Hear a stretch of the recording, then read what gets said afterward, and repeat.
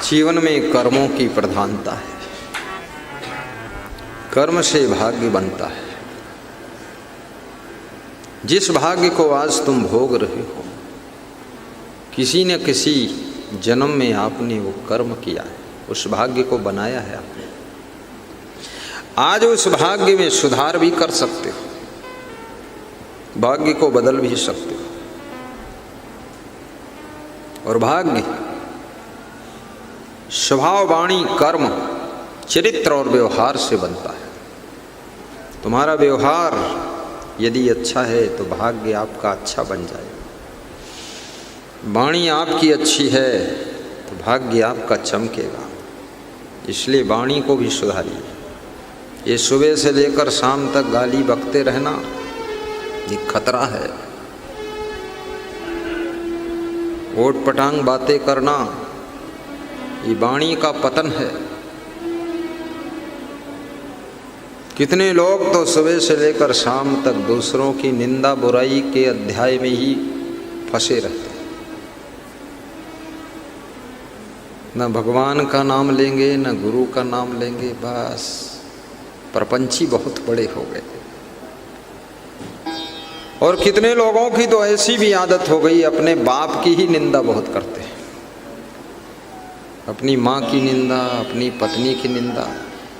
जब खेत में गन्ना छीलने जाते हैं तो अपनी पत्नी के बारे में दूसरे से बतावत हैं कि अरे हमारी हैं तो वो बिल्कुल चुड़ैल से कम नहीं है। और कितनी स्त्रियां तो अपने पतियों की बहुत निंदा करती हैं। अरे कहती हैं ये पूरा भूत है, न मालूम कौने जन्म के और कौन कर्म रहे जो इसके साथ फंस गया ना। अरे फंस दूसरे के साथ फंस जाती हो तो तुमका डांट मारी, वो महाभूत मिलत है। फंस ना गई, बच गई कहो। जिंदा हो यही बहुत है। हाँ।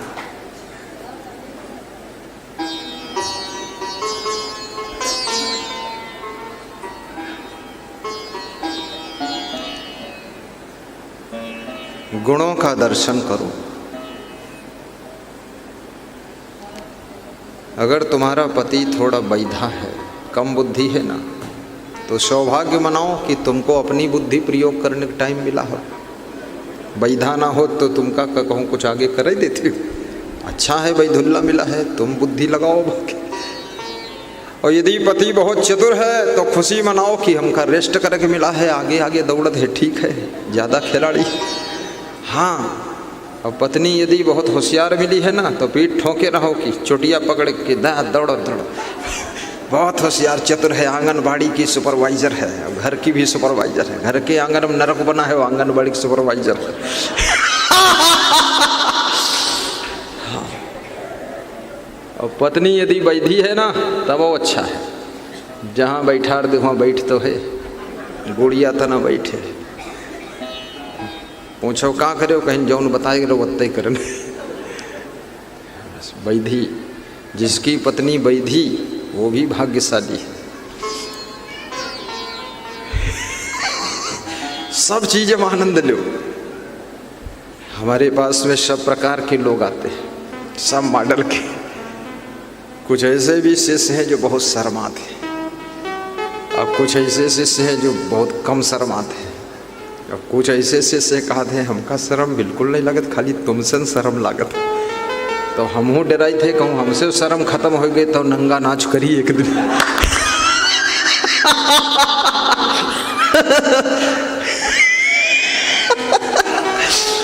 ये चेलस पूछे हम तुम्हें शर्म लागत का, हमका शर्म बिल्कुल नहीं लागत, लेकिन आपस शर्म लागत है। तो हमें खतरा दिखा कि अभी एक ही पॉइंट बचा है, हमें बचन है, बाकी तो बेशर्मी आ चुकी।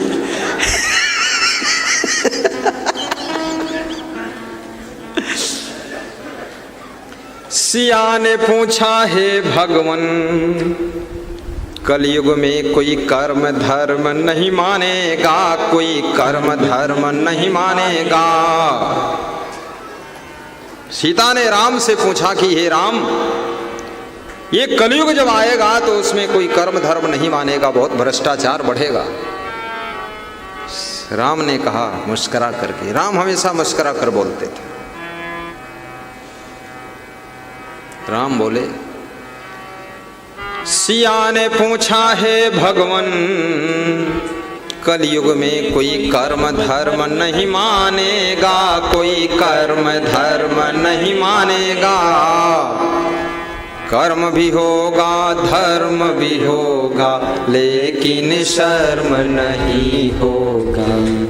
कर्म भी होगा धर्म भी होगा लेकिन शर्म नहीं होगी। शर्म नहीं होगी बस। और जिसकी पूरी शर्म खत्म हो जाएगा तो समझ लेना अब वो सुधरेगा नहीं, अब और बिगड़ेगा वो, क्योंकि शर्म सुधरने का चांस है। एक राजा का बेटा बहुत बिगड़ गया, कुसंगत में पड़ करके 16 साल की उम्र में शराब पीने लगा, जुआ खेलने लगा, वेश्यालय जाने लगा, खुराफात में फंस गया।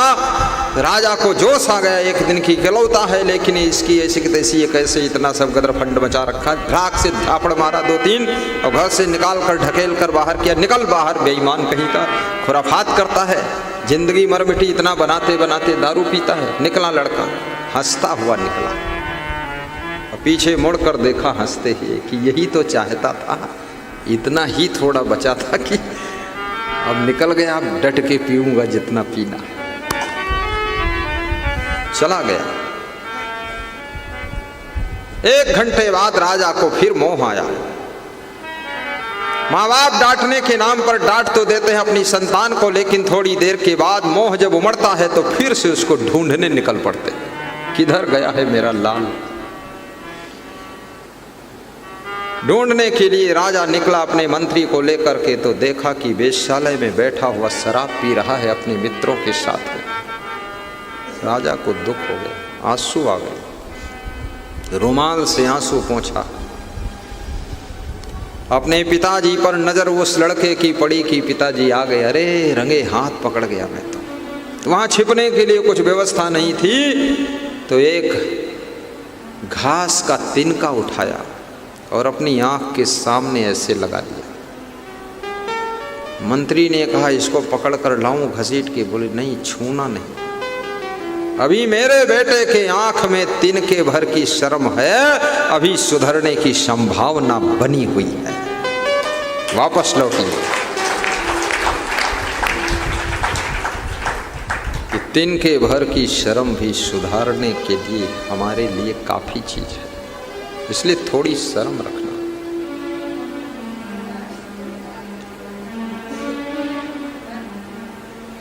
सिया ने पूछा हे भगवन,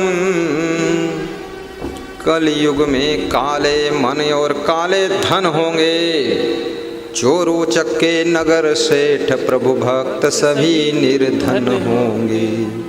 सिया ने पूछा हे भगवन, कोई कर्म धर्म नहीं मानेगा, कर्म भी होगा धर्म भी होगा लेकिन शर्म नहीं होगी, लेकिन शर्म नहीं होगी। तुम्हारे आपके पास में अपनी मर्यादा कायदा के लिए शर्म रहनी चाहिए। गुरु के सम्मुख भी थोड़ी शर्म हो, माँ बाप के सामने भी थोड़ी शर्म हो, अपनी पत्नी के सामने भी थोड़ी शर्म रखना चाहिए। बेशर्म पति पी पी कर दारू उल्टी पलटी टट्टी करके उसी मलीदम पड़ा रहता है। थोड़ा शर्म संकोच रखो, तुम क्या हो ये समझो तो जरा। अपनी ऊंचाइयों को याद रखो, तुम क्या हो। बच्चों को भी अपने माँ बाप से थोड़ा शर्माना चाहिए।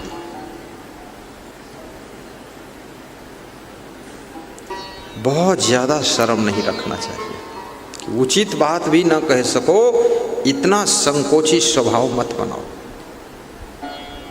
अपने माता पिता के साथ बैठकर दिल खोलकर सलाह भी कर सको,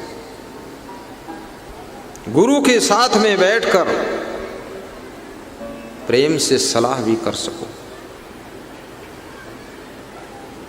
सलाह। और जितने बड़े लोग होते हैं उनसे फालतू सलाहें मत करो, फालतू बातें मत करो। उनका टाइम मत बिगाड़ो। उनसे ये तो मत पूछो कि ये आम का एक पका हुआ पत्ता गिरा है, इसको हम उठाकर फेंक आए हैं गुरुजी, ये बताने की क्या जरूरत है? ठीक किया, फेंक दिया तुम। कुछ लोग ऐसे भी होते हैं, वो बताने जाएंगे गुरुजी आज सुबह 4 छींकें आई हैं और दोपहर में 3 ही आई हैं और शाम देखो कितनी होती हैं, सब काउंटिंग करके रात में बताई गई। ये सब फाजिल बात है। इस तरह गुरु का टाइम मत बिगाड़ो। ये नेताओं का भी टाइम मत बिगाड़ो।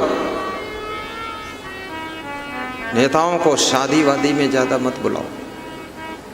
तिलक में, शादी में, फलदान में, कन्यादान में, अरे इनसे सड़क बनवाओ, पकड़ के नाली बनवाओ। कन्यादान तुम अपना स्वयं कर लो, कह दो कन्यादान में आओ ना आओ, ये सड़क बनाओ जहाँ तक कन्या जाएगी। इधर कन्यादान करने आए, नादानी काम करते हो, चल निकल विधायक साहब उधर जाओ, खाम खा यहाँ भीड़ बचाते हो। एक नेता मुझसे कह रहा था, मैं बहुत हैरान हूँ। हमने कहा क्या हुआ? बोले इतनी बड़ी विधानसभा है, मेरी पत्नी, मेरे 2 भाई और मेरे बेटे सबके यहाँ शादी में जा रहे, तिलक में जा रहे और फलदान में जा रहे। यही लफड़म सब फंसा हुआ मामला है, छुट्टी नहीं घर भरे। और जिसके यहाँ इसमें पहुँच जाते हैं शादी में तो लोग खुश होते, कहते हैं अपने खास आदमी। कहा सड़कें सब उखड़ गई, देखे टाइम ही नहीं है, सब शादी में बैठ रहे थे। उनसे वही काम लीजिए आप जिस उद्देश्य के लिए वो है।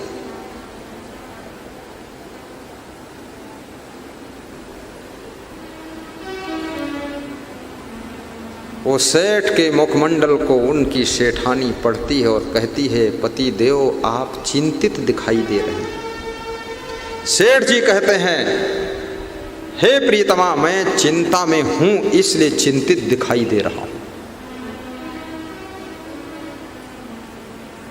तो किस बात की चिंता है?